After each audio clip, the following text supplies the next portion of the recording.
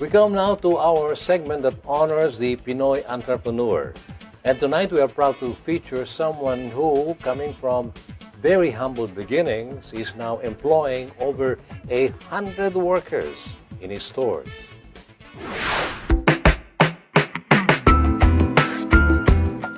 Ed Paraz hails from Heron at Tarlac, where life was difficult for him and his siblings.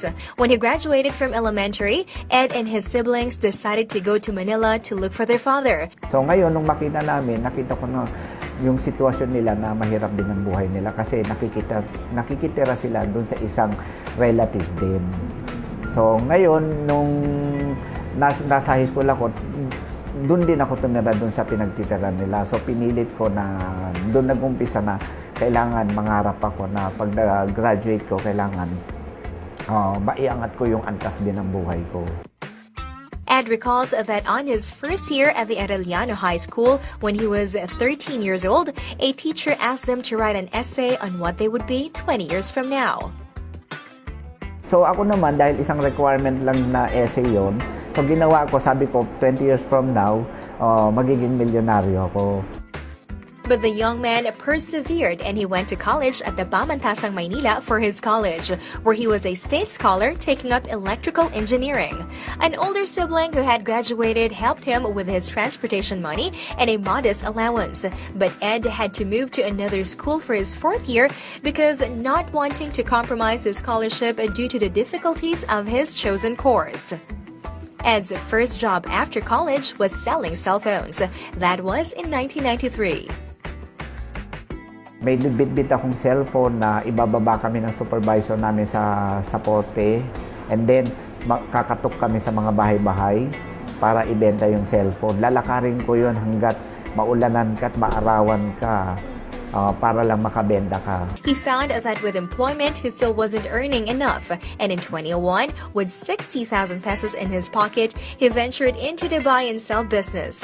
It was the time when export overruns were available, and he was able to get his hands on a few hundred garments, which he sold in Green Hills.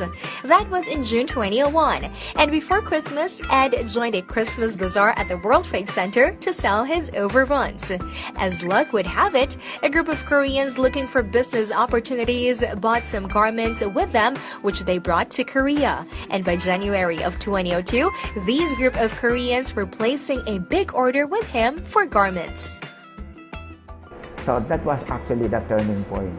Na in few months, like 3 to 5 months, I earned like a huge amount of money. Ed's business boomed instantly, and within 3 to 5 months of supplying 3 Korean groups, he was able to amass a fortune. But soon after, the garments business plummeted, and when the exchange rate had the peso plunging, many garments manufacturers closed down with their factories.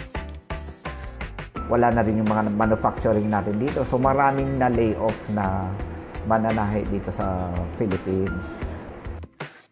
Meanwhile, Ed had already spent some of his savings on a house and lot in a subdivision. Just when he was wondering how he could sustain himself, another opportunity came knocking. He had to attend a debut and he bought a made-to-order suit. So, nung pagkabili ko ng suit, parang medyo mahaba siya. So, naghanap ako ng alteration. So, nung pina-alter ko yung suit, sabi ko, kinausap ko yung nagbabantay doon. Sabi ko, ate, kumusta naman yung negosyo nyo? Okay naman ba yung ganyan? Tapos sabi nung babae, okay yung ganong negosyo. Malakas daw yung dati. Kaya lang napabayaan sila ng dating may-ari. Since at that time, yung may-ari was actually migrating to US na siya. So, pagka-alter yung damit ko, nag-try ako na magtayo ng isa dito sa Cherry Fodarama. This was in August 2008. He also decided to go back to the altering station where he had his suit altered and offered to buy the shop from the original owner, who was then returning from the United States. To make a long story short, the owner agreed to sell her 3 shops to Ed for 2.5 million pesos. Ed agreed and paid with the balance of his savings.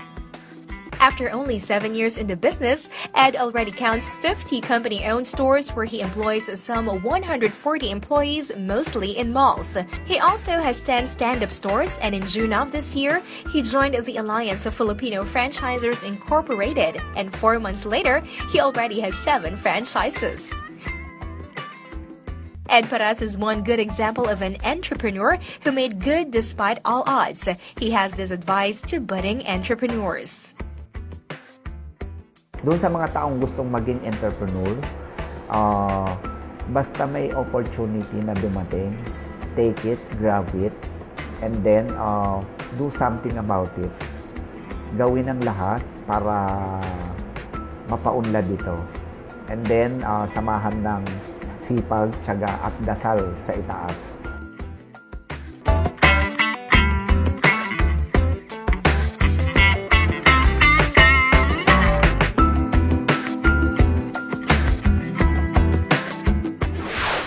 What an inspiring story indeed of the owner and proprietor of Paras Alter Station, this week's proud Pinoy entrepreneur.